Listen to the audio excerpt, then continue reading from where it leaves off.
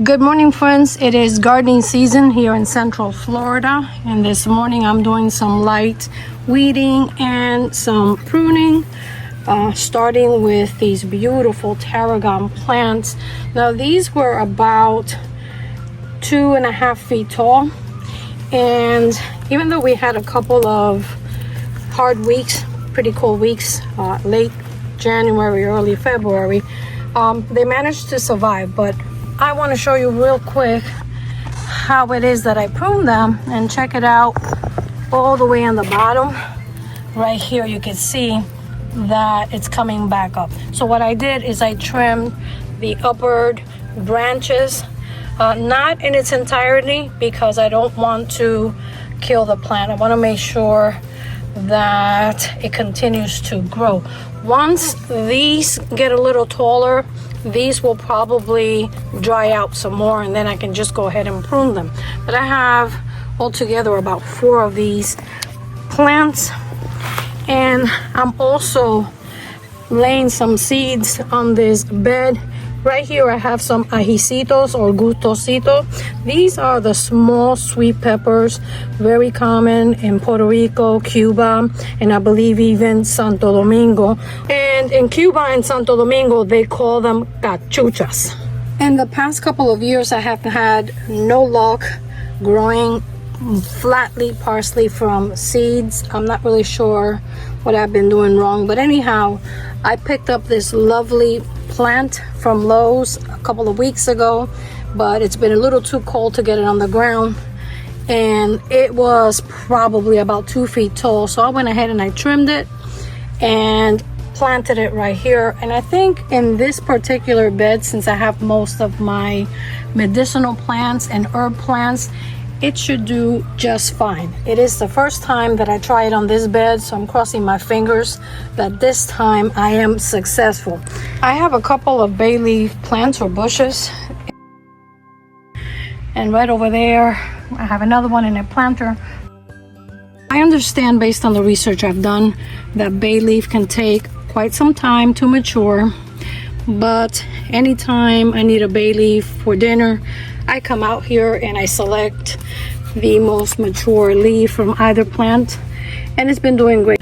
The Italian oregano is doing wonderful.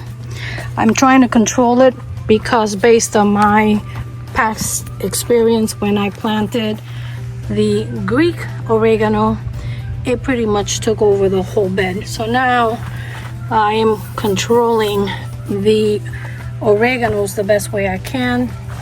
Oregano lasts several seasons in your garden if you care for it properly.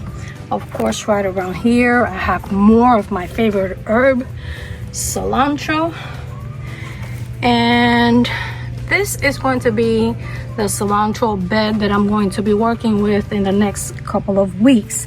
I do have quite a bit of weeding that I have to do on this side. I have some peppermint running along, some thyme, and this thyme plant is a clipping from my original plant from about 7, maybe 8 years ago. This right here is a cinnamon tree. Can't forget about my second favorite herb, the oregano fino. And I'm being very careful. There is a wasp roaming around. But check it out. This one I propagated from the original plant right back there that has been there, I believe, going in 9, maybe 10 years.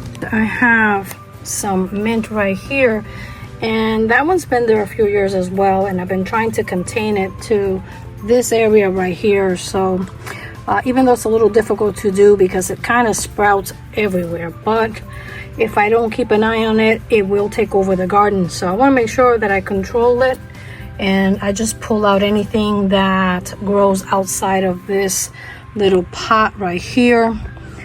The oregano brujo is not looking so hot. Today I'm going to be trimming most of the dead branches and trimming it quite nicely.